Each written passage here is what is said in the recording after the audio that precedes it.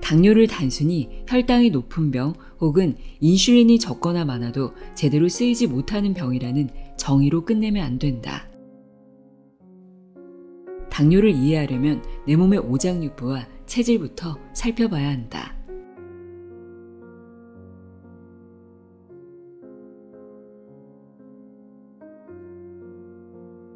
안녕하세요. 나의 소리책갈피 소리내어 읽다입니다.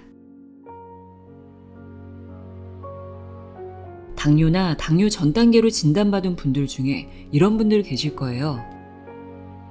남들처럼 많이 먹지도 않고 살이 찐 것도 아닌데 왜 내가 당뇨지? 식단 조절 정말 열심히 하고 매일같이 운동도 하는데 왜 혈당은 좀처럼 잡히지 않을까? 남들이 좋다는 방법은 다 따라해봤지만 내 몸에는 맞지 않는 것 같아 막막하고 지쳐버린 분들. 당뇨는 비만인 사람들의 병이라고만 생각했는데 억울한 마음이 드는 분들.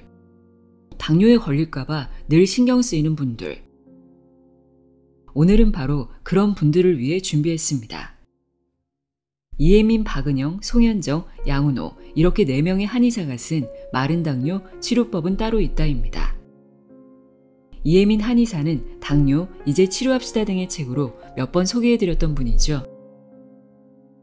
이 책은 우리에게 익숙한 비만 당뇨와는 다른 바로 한국형 당뇨라 할 수 있는 이 마른 당뇨에 대해 집중적으로 이야기하고 있습니다. 사람마다 살아온 인생 스토리가 다르듯 당뇨에도 개개인의 사연과 체질이 담겨 있다고 하는데요. 당뇨라고 모두 비만이 아니기에 획일적인 관리법에서 벗어나 각자의 체질과 생활습관, 그리고 우리가 쉽게 지나쳤던 수면과 스트레스까지 고려해야 당뇨 치료가 가능하다고 강조합니다. 또 어떤 사람들이 마른 당뇨에 걸리는지, 마른 당뇨에는 어떤 음식을 섭취하고 어떤 생활습관을 가져야 하는지도 자세하게 설명하고 있는데요.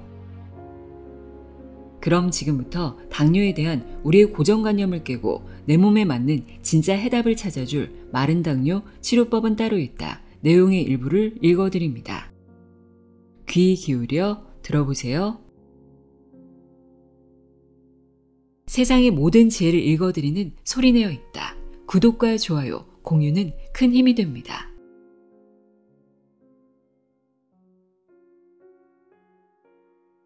자가 테스트.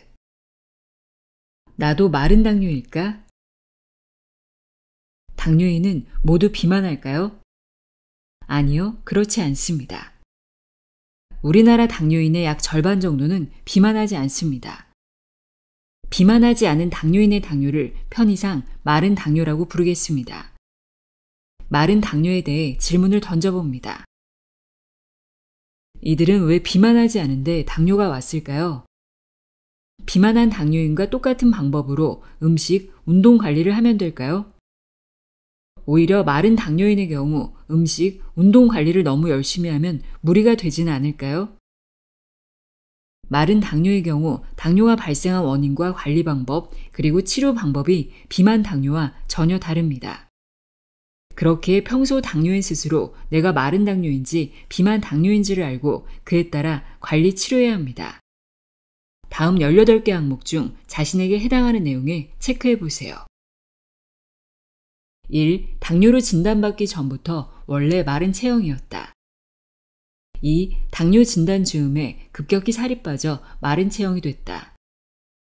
3. 사상 체질 중 소음인에 가깝다는 말을 들은 적이 있다. 4. 과식하면 속이 불편하다.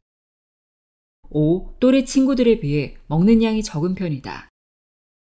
6. 급하게 먹거나 과식하거나 컨디션이 안 좋으면 잘 체한다. 7. 먹는 양에 비해 살이 잘 안 찐다는 말을 듣는 편이다. 8. 밥 먹고 바로 눕는 게 부담스럽다. 9. 손발이 찬 편이다. 10. 직접 에어컨 바람을 쐬는 게 싫어서 바람이 오지 않도록 위치를 조절하는 편이다. 11. 더위보다 추위가 더 견디기 힘들다. 12. 열대야의 에어컨을 틀어도 이불은 꼭 덮는다. 13. 생각이 많은 날은 잠들기 어렵다. 14. 작은 소리에도 잘 깨는 편이다. 15. 운동을 해도 땀이 잘 나지 않는 편이다. 16. 한여름에도 땀이 별로 나지 않는다. 17. 한여름이라도 찬물 샤워는 어렵다. 18. 아주 차가운 물을 벌컥벌컥 마시지 못한다. 해당되는 항목이 5개 이하이면 마른 당뇨는 아니에요. 6개에서 9개이면 비만 당뇨인지 마른 당뇨인지 정확한 감별이 필요한 상태입니다. 10개 이상이면 마른 당뇨에 해당될 수 있습니다. 마른 당뇨는 기존 당뇨관리 치료법과는 다르게 접근하는 게 좋습니다. 마른 당뇨에 왜 걸리나요? 우리나라 당뇨인의 경우 원래 마른 당뇨가 더 많았다고 한다. 2000년 이전에는 전체 당뇨인 중 80% 이상이 마른 당뇨였다고 하니 말 그대로 대부분이었다. 지금은 과거보다 비만한 당뇨인이 많아져서 마른 당뇨라고 불릴 만한 당뇨인의 비율이 46.8%인데 다른 나라와 비교하면 여전히 마른 당뇨인의 비중이 높은 편이다. 마른 체형에 대한 기존의 명확한 정의는 없다. 이 책에서는 한국인의 과체중과 정상체중 이하 모두를 포괄해 마른 체형이라고 정의하기로 하겠다. 마른 체형에 대한 정의를 내렸으니 이제 마른 당뇨에 대한 정의를 구체적으로 설정해보자. 이 책에서 마른 당뇨인이라고 할 때는 다음 3가지 유형을 포괄한다. 첫째, 당뇨 진단 이전부터 원래 마른 체형이었던 경우이다. 원래부터, 즉 어렸을 때부터 말랐던 체형이 이에 해당한다. 먹는 양에 비해 살이 잘 찌지 않는 사람이 있다. 소화흡수 기능이 떨어지든 만성 설사로 인해 영양분을 자꾸 잃어버리든 원래부터 말랐던 경우에 해당한다. 이런 사람도 당뇨 진단을 받을 수 있는데 정작 본인은 인정하기 어려워한다. 평소 체형도 말랐고 음식 섭취량도 남들에 비해 많지 않은데 당뇨라니 그렇게 생각할 만도 하다. 둘째, 당뇨 진단 즈음에 급격하게 많은 살이 빠져 마른 체형이 된 경우이다. 원래 통통했을 수도 있고 비만했을 수도 있고 아님 마른 체형이었을 수도 있다. 그런데 당뇨를 심하게 앓으면서 체중이 확 빠진 것이다. 이런 사람은 원래는 아니었더라도 현재는 마른 체형인 상태에서 당뇨 진단을 받았으니 편의상 마른 당뇨라고 부르기로 한다. 셋째, 체형과 상관없이 한의학적으로 소음인인 경우이다. 한의학에는 이재마가 창시한 사상 체질에 따라 사람을 4가지 유형으로 구분한다. 이 중 소음인이라는 체질이 있는데 모든 소음인이 그런 건 아니지만 대체로 왜소하고 코나 얼굴형이 길고 전체 몸매도 긴 경우가 많다. 소화 기능이 약해 과식이나 폭식을 하면 몸이 힘들어지므로 정량만 먹는 편이고 입도 짧다. 물론 이러한 소음인도 밀가루 음식과 같은 정제 탄수화물을 많이 섭취하고 야식을 즐기면 비만해지기도 한다. 특히 여성의 경우 임신과 출산을 겪거나 갱년기가 지나면서 호르몬 변화로 인해 대사 장애가 일어나 복부 비만이 증가하고 체형도 비만해지는 경우가 많다. 그런데 이처럼 복부나 체형이 비만해지더라도 소음인이라는 본래 체질은 변하지 않기 때문에 무조건 음식량을 줄이고 운동량을 늘리는 것만으로는 당뇨가 잘 치료되지 않음을 임상을 통해 알게 됐다.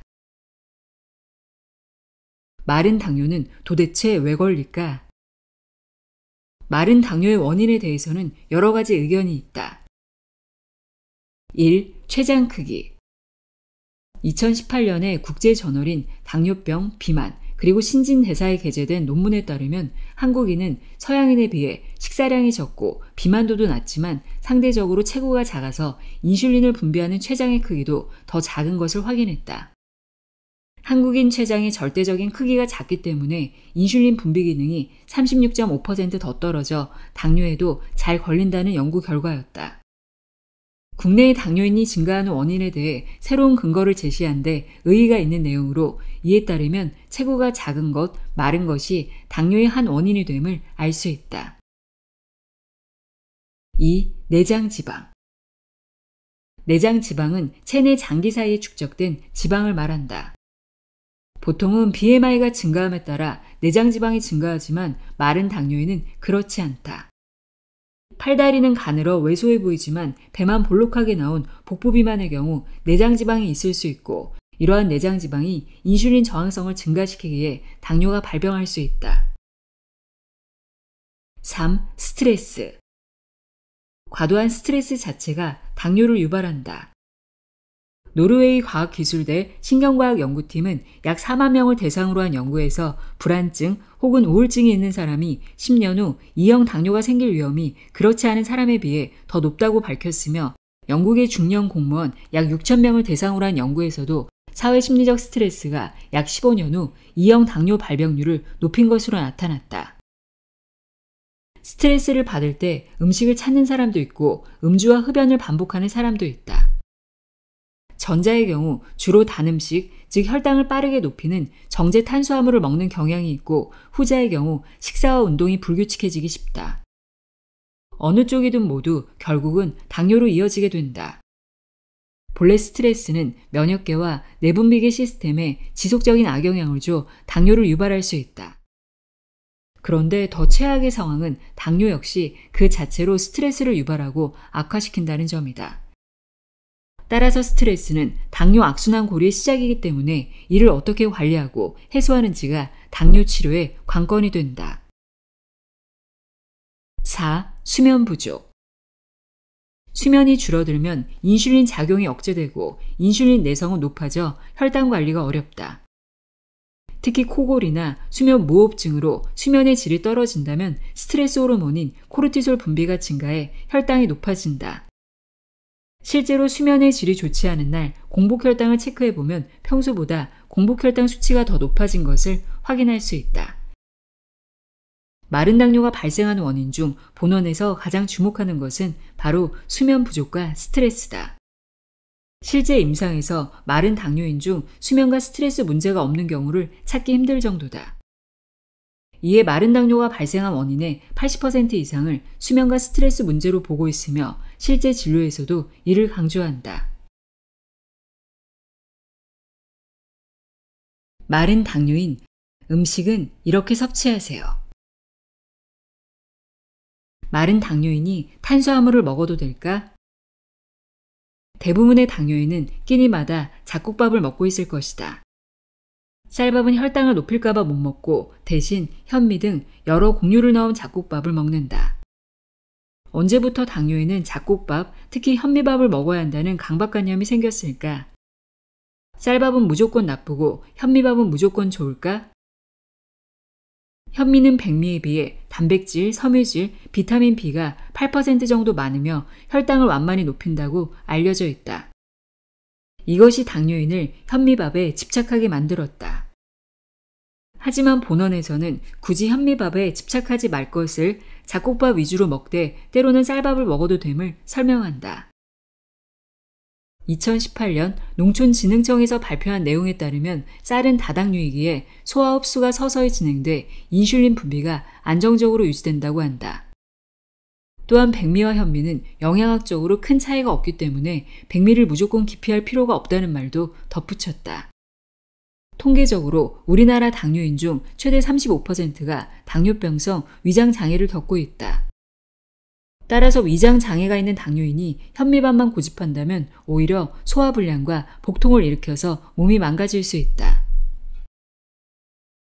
당뇨인이 줄여야 하는 탄수화물은 따로 있다. 바로 밀가루, 백설탕 등 정제 과정을 거친 탄수화물이다. 정제 탄수화물은 가공식품의 주 원료로 쓰이며 혈당을 빠르게 올리고 빠르게 떨어뜨린다. 당뇨인에게는 3개월 혈당 평균 수치를 보여주는 당화 혈색소도 중요하지만 일상적인 혈당 수치의 변화도 중요한데, 이때 언급되는 게 바로 혈당이 급격히 오르는 혈당 스파이크다. 정제 탄수화물은 혈당 스파이크를 만드는데 혈당 스파이크가 나타나면 몸이 해를 입으므로 반드시 정제 탄수화물 섭취를 피하거나 줄여야 한다. 마른 당뇨인에게 고기 섭취가 중요한 이유. 마른 당뇨인의 경우 고기 섭취가 부족하기 쉽다. 소화 기능이 약해서 고기 특유의 냄새가 싫어서 무엇보다 당뇨가 걱정돼서 고기 섭취량을 줄이는 경우가 많기 때문이다. 그러나 마른 당뇨인일수록 적정량의 고기와 단백질 섭취는 필수이다. 특히 고단백 음식을 보충하는 게 좋은데 그러기엔 고기만 한 것이 없다. 구체적으로 마른 당뇨인이 고기를 먹어야 하는 이유를 살펴보면 다음과 같다. 첫째, 근육이 빠지는 것을 막기 위해서이다. 단백질은 동물성 단백질과 식물성 단백질로 나뉘는데 동물성 단백질의 대표 음식인 고기에는 근육을 만드는 데 유용한 영양분이 식물성 단백질보다 더 많다. 고기를 먹으면 단백질 외에 비타민 B군, 철분, 셀레늄, 아연, 나이아신 등 필수 영양소도 한꺼번에 섭취할 수 있다. 둘째, 비타민 B12 결핍으로 인해 발생하는 근육통을 예방할 수 있기 때문이다. 당뇨약 중 가장 많이 쓰이는 약물로 메트포르민 계열이 있는데 당뇨인이 메트포르민을 장기 복용할 경우 비타민 B12가 결핍되기 쉽다. 이로 인해 근육통 증상이 몸 이곳저곳에 나타날 수 있는데 이때 고기만 적절히 먹어줘도 비타민 B12가 충분히 채워져서 근육통을 예방할 수 있다. 당뇨인이 손발 저림 증상을 느낄 때도 단백질이 충분한 균형 잡힌 식사를 하고 있는지 따져봐야 한다. 셋째, 고기에는 기분을 좋게 해주는 세로토닌의 원료 트립토판이 많이 들어있기 때문이다. 세로토닌은 수면 호르몬인 멜라토닌의 원료가 되어 당뇨인의 숙면을 도와준다. 숙면은 당뇨 극복을 위해 매우 중요하기 때문에 수면 호르몬의 원료가 되는 고기 섭취가 꼭 필요하다. 고기는 다른 음식보다 포만감이 지속되는 시간이 길어 수면 중 배고픔을 유발하지 않는 것도 숙면을 돕는 효과로 볼 수 있다. 고기 대신 편하게 단백질 보충제를 먹으면 되지 않을까? 라고 생각하는 사람도 있을 것이다. 그러나 단백질 보충제는 신장에 부담을 줄 위험이 있다. 단백질이 몸에 자연스럽게 흡수되기 위해서는 자연에서 자란, 자연에서 길러진 형태 그대로의 단백질을 섭취하는 것이 좋다는 점을 명심하자. 마른 당뇨인, 좋은 지방 섭취도 필요하다. 매일 먹으면 좋은 지방에는 어떤 것이 있는지 살펴보자. 1. 올리브 오일. 올리브 오일의 주요 지방은 불포화 지방산이며 오메가6, 오메가3와 같은 다중 불포화 지방산과 올레산과 같은 단일 불포화 지방산을 포함한다. 다중 불포화 지방산은 심장 질환의 위험을 낮춰주며 단일 불포화 지방산은 염증을 줄이고 암과 관련된 유전자에 영향을 미쳐 항암 작용을 하는 것으로 알려져 있다. 이외에도 올리브 오일의 장점은 정말 많다. 위궤양과 위암을 유발하는 헬리코박터균을 파괴해 위장 건강에 좋으며 채소에 곁들여 먹으면 체내 비타민 흡수가 잘 된다. 많은 연구에서 당뇨인에게 올리브오일 섭취가 좋음을 밝히고 있는데 당뇨인이 올리브오일을 꾸준히 섭취하면 인슐린 민감도를 높여준다는 연구 결과도 있고 올리브오일이 풍부한 지중해식 식사가 E형 당뇨의 위험을 40% 낮춰준다는 연구 결과도 있다. 올리브오일 1큰술에서 2큰술을 샐러드나 밥에 살짝 뿌려 섭취하면 되니 먹는 방법도 아주 간편하다. 대신 아무 올리브오일이나 먹지 말고 꼭 엑스트라 버진 올리브오일을 선택하도록 한다. 첨가물이 없고 열이 가해지지 않은 순수 압착 기름이기 때문에 몸에 더욱 좋다. 2. 아보카도. 아보카도는 불포화 지방산과 단백질이 풍부한 과일이다. 미국 임상영양학 저널에 기재된 한 연구 결과에 따르면 아보카도와 같은 식물성 불포화 지방산을 많이 먹은 여성의 경우 그렇지 않은 여성보다 당뇨 위험이 25% 감소한 것으로 나타났다. 아보카도의 당분은 1% 정도에 불과해 당뇨인도 혈당 걱정 없이 섭취할 수 있다. 3. 견과류. 아몬드, 호두, 땅콩, 브라질너트, 피스타치오 등의 견과류는 당질은 적고 불포화 지방산이 많아 당뇨인이 부담 없이 먹을 수 있는 대표 음식이다. 견과류에는 오메가3, 올레산, 리놀레산, 비타민 E, 트립토판, 마그네슘 등이 많이 들어있어 매일 견과류를 한 움큼씩 먹게 되면 기적의 미네랄 효과를 맛볼 수 있다. 더불어 견과류는 체내에 생성되는 활성산소를 제거해 강력한 항산화 작용을 하며 우리 몸에 에너지를 공급하고 면역력을 키워준다. 운동 후 견과류를 섭취하면 근육 강화에도 도움을 준다. 특히 혈당을 급격하게 올리지 않으며 언제 어디서든 간편하게 섭취가 가능하기 때문에 당뇨인에게 더욱 좋다. 견과류는 하루 한 줌 25에서 30g 정도가 적당하다. 브라질 너트는 하루 2개에서 3개가 적당하다. 설탕이나 소금이 첨가된 것보다 간이 되지 않은 것, 신선한 견과류를 먹는 것이 좋다. 마른 당뇨인의 혈당 조절에 도움을 주는 음식. 1. 여주. 울퉁불퉁한 모양의 여주는 먹는 인슐린이라는 별명을 갖고 있을 정도로 인슐린을 풍부하게 함유한 식품이다. 주로 차로 끓여서 먹거나 피클을 만들어 먹는다. 여주 자체의 맛이 굉장히 쓰기 때문에 일반적인 채소처럼 이용하기는 어렵고 소금에 오래 절여두거나 끓는 물에 살짝 데치면 쓴맛을 줄일 수 있다. 여주는 찬성질을 지녔다. 여주를 먹고 불편함을 호소하는 경우가 있는데 이는 찬성질로 인해 소화가 잘 되지 않기 때문이다. 평소 소화기가 약하다면 소량만 섭취하거나 따뜻한 성질을 가진 생강, 파, 고추 등을 같이 넣어 요리하도록 한다. 여주를 먹고 입이 마르거나 속이 쓰리거나 소화가 되지 않는 경우 섭취를 중단하는 것이 좋다. 2. 돼지감자. 구구, 뚱딴지, 뚝감자라고도 불리는 돼지감자는 췌장의 인슐린 분비를 촉진하고 혈당을 낮추는 데 도움을 주는 이눌린 성분을 풍부하게 함유하고 있다. 혈당을 낮추고 싶은 많은 당뇨인이 돼지감자에 관심을 갖는 이유이다. 돼지감자는 이름처럼 감자와 비슷할까? 아니다. 돼지감자는 북아메리카가 원산지로 과거 그곳에서 돼지의 사료로 사용된 데에서 이름이 유래했다는 이야기가 전해진다. 또한 꽃과 입모양은 전혀 감자를 연상시키지 않지만 캐보면 엉뚱하게도 감자를 닮은 뿌리가 달려있어서 뚱딴지라고도 불린다. 돼지감자의 원산지인 북아메리카는 겨울이 길고 한랭한 냉온대 지역으로 이처럼 차가운 지역에서 자랐기 때문에 돼지감자 스스로는 따뜻한 성질을 가지고 있다.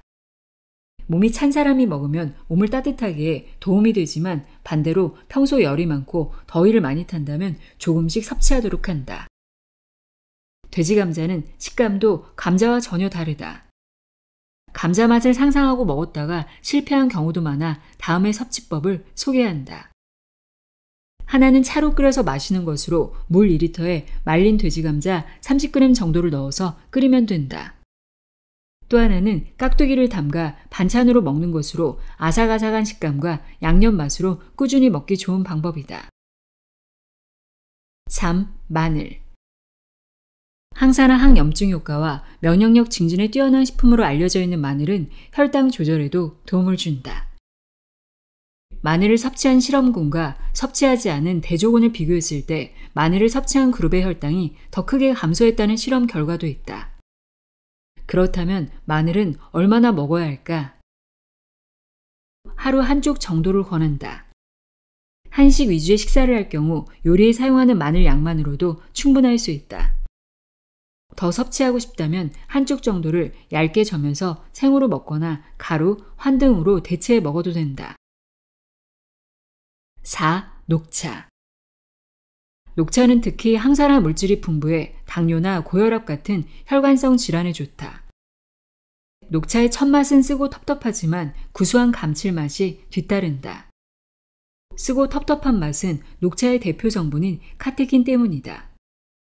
이외에도 녹차에는 여러 가지 좋은 성분이 함유되어 있다.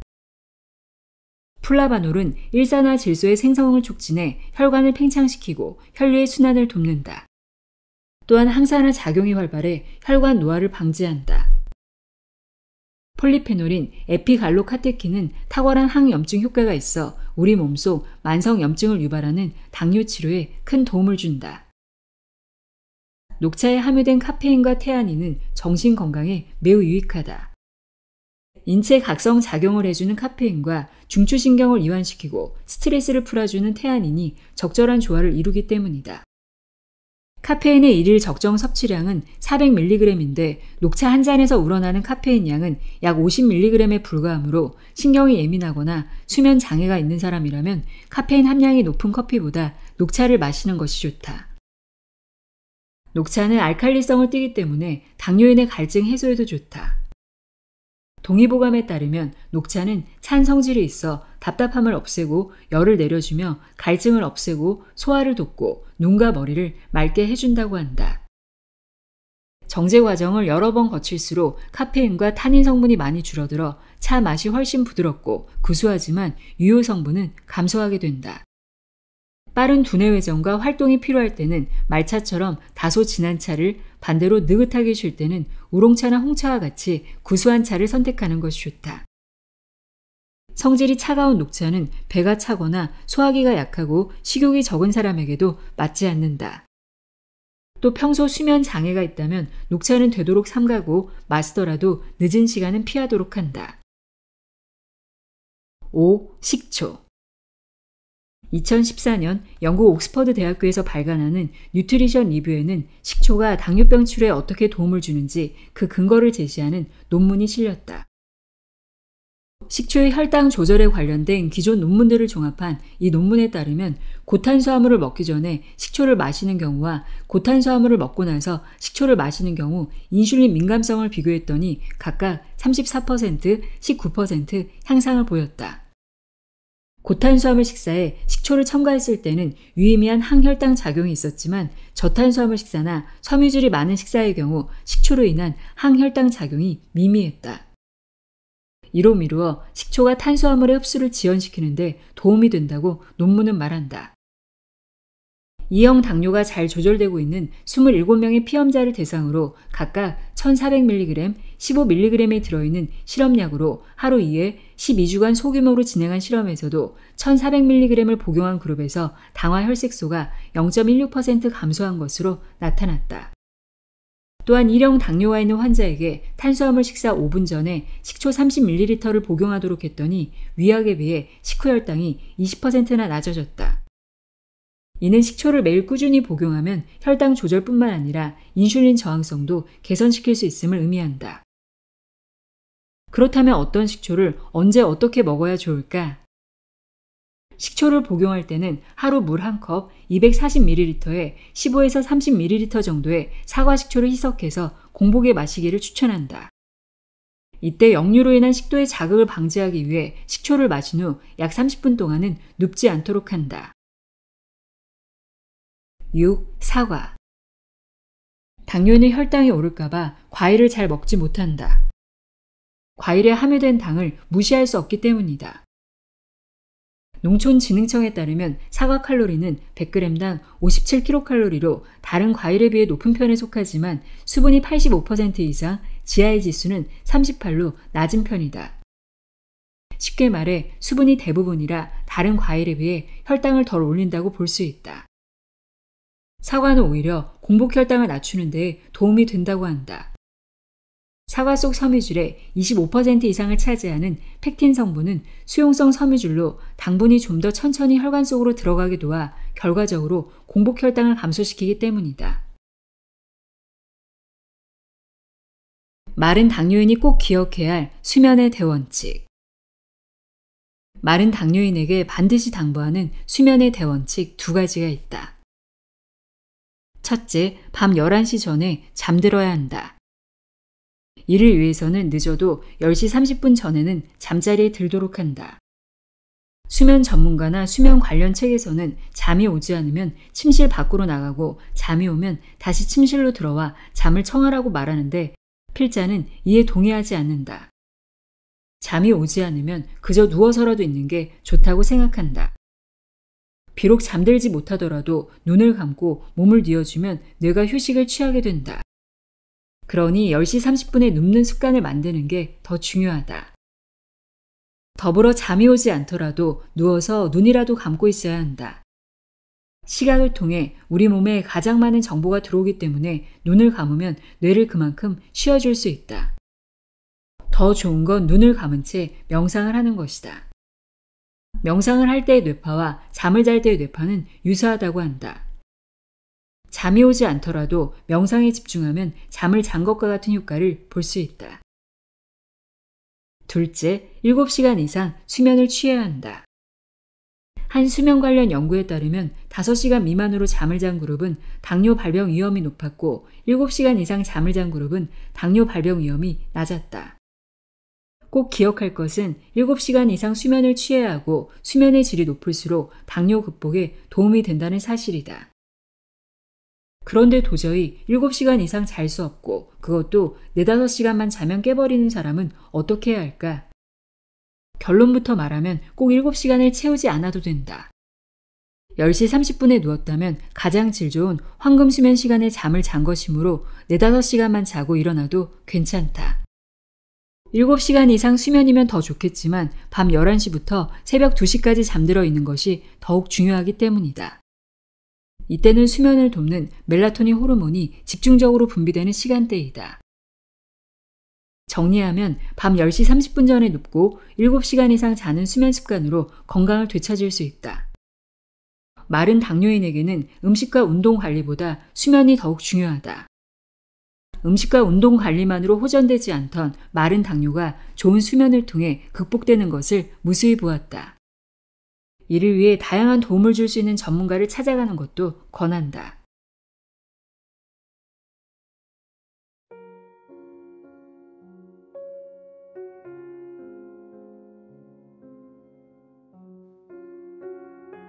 마른 당뇨 치료법은 따로 있다 읽어드렸습니다. 획일적인 건강상식이 아닌 나의 체질과 생활습관에 맞는 해답을 찾는 것이 중요하다는 점 꼭 기억해 주시면 좋겠습니다. 오늘도 함께 해주셔서 고맙습니다.